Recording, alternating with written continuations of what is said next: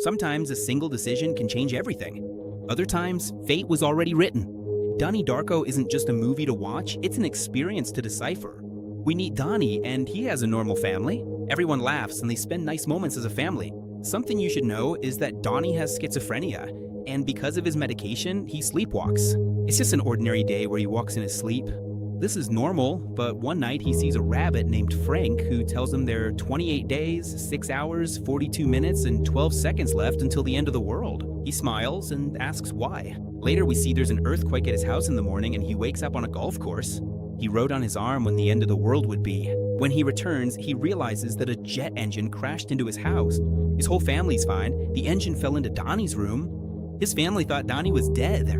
It's a good thing he decided to sleepwalk that night. Here, we meet Karen, the literature teacher. Everyone sees Donnie as a celebrity since he cheated death. We meet Gretchen, the new girl in class, and Karen tells her to sit next to a boy she likes, and she puts her next to Donnie. In another scene, he and his father almost have an accident because an old lady was in the middle of the road. She tells Donnie a secret, but we don't know what. Later, Donnie goes to see his therapist, Dr. Thurman. He tells her about his new imaginary friend, Frank. Frank wants him to follow him into the future and says the end of the world is coming, but Donnie doesn't believe in these things. Over the next few days, Donnie keeps waking up following Frank. He takes an axe and breaks a pipe. The next day, the school is closed because it flooded. That's what Donnie broke, and he left this message. That day, he walks Gretchen home. She tells him she moved because her stepfather stabbed her mother, and they both changed their names. And Donnie, not to be outdone, tells her he was once in jail because he accidentally burned down a house. Donnie's glad the school flooded because otherwise they wouldn't have had that conversation, and he asks her out.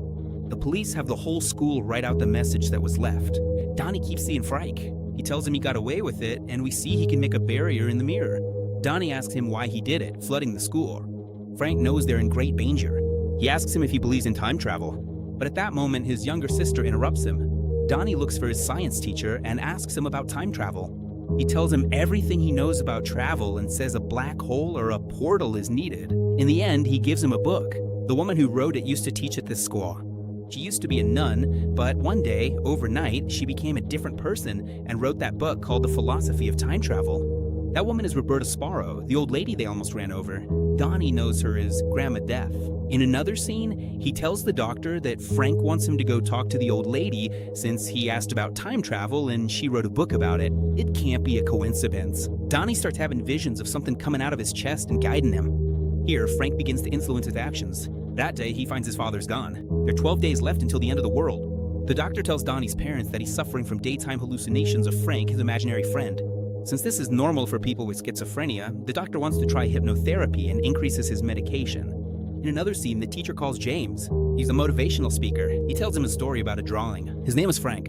It's another coincidence. Some students stand up asking for advice. Donnie just takes the mic to mock him and tell him that everything he says are lies to buy his book.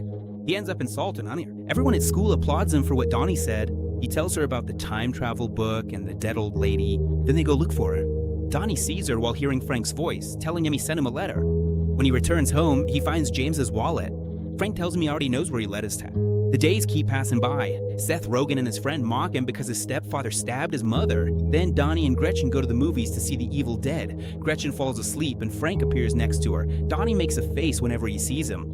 And Donnie asks him why he's wearing a bunny suit, and he asks why he's wearing a human one. Frank takes off the mask, and we see he's missing an eye. Donnie looks at the screen. Frank asks him if he's ever seen a portal. In the end, he tells him to burn it down completely. So Donnie goes to James's house and burns it down. Then he returns to the theater as if nothing had ever happened. On the news, firefighters concluded that the fire was an accident. When they put it out, they found a stash of child pornography and arrested James.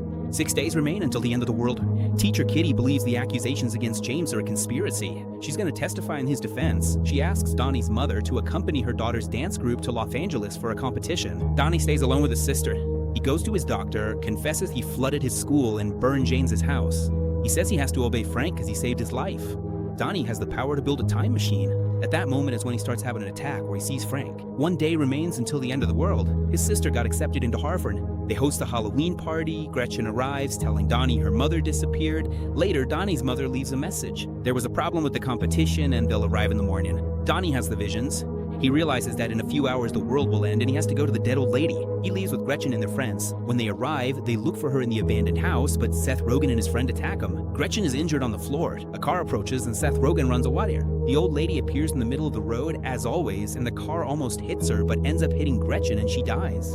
The one driving is Frank himself, who is Donnie's sister's boyfriend. He went out to buy beer. Donnie pulls out his father's gun and shoots him in the eye. The old lady tells him the storm is coming, he must hurry. Donnie takes Gretchen's body home, says goodbye to his sister, and takes the car. While the wormhole is forming over his house, Donnie goes to a hill to see the hole. He watches while laughing. The plane Donnie's mother is on was shaken by the hole and they died. The turbine detached from that plane and traveled through the hole. Donnie returns to the car where she's dead, looks at her and smiles. Then he travels back in time to the night the turbine fell. He laughs. He finally realizes everything but decides to stay in his bed. The turbine falls and Donnie dies. That's how he saved his mother, his sister, and Frank. Everyone who had anything to do with Donnie wakes up. Dr. Thurman feels that something happened. James is disgusted by what he does. Frank touches his eye as if something had happened. The next day, they take Donnie's body away. His whole family is sadder than ever. They lost Donnie. Gretchen passes by and asks the boy what happened and how this occurred, since she never met Donnie.